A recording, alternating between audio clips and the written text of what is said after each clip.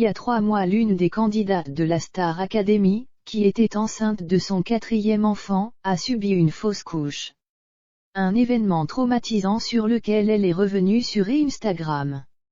Il était question de l'après qui était très difficile à gérer physiquement et émotionnellement. Jill Van der Meulen a connu l'une des épreuves les plus douloureuses de la vie.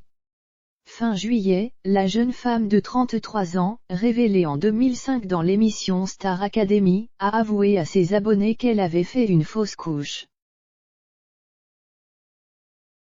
Un sujet que celle qui est maman d'une fille et de 2 garçons a de nouveau évoqué le 10 novembre dernier, sur son compte Instagram. La fausse couche n'est pas le seul événement traumatisant pour la femme qui la vit. L'après est tout aussi difficile et la jolie Belge a tenu à le souligner.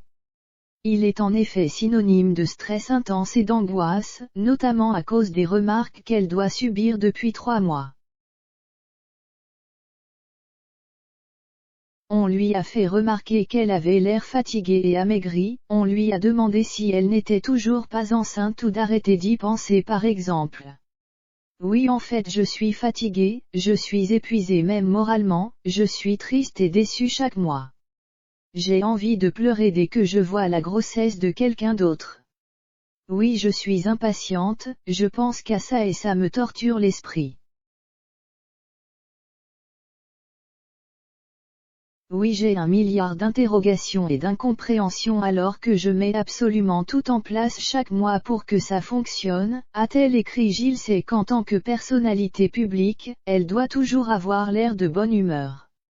Et entre son métier et sa vie personnelle, elle doit gérer 10 casquettes et mettre ses émotions de côté. Une mission difficile, d'autant plus qu'elle est la cible de critiques et de gens mal intentionnés sur les réseaux sociaux.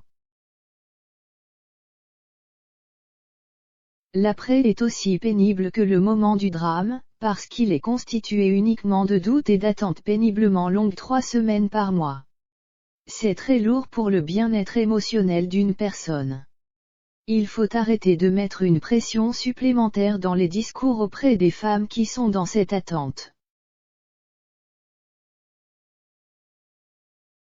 Arrêtez de dire qu'il faut être patiente, nous ne le sommes pas.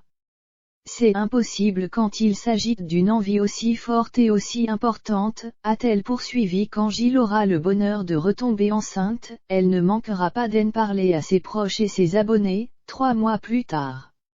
En attendant, elle espère ne plus recevoir de pression supplémentaire. C'est à travers l'une de ses vidéos YouTube que Jill avait annoncé la terrible nouvelle. Alors que son début de grossesse se passait bien, son compagnon Simon Gérard et elle ont appris lors de la 2e échographie que le cœur du bébé ne battait plus.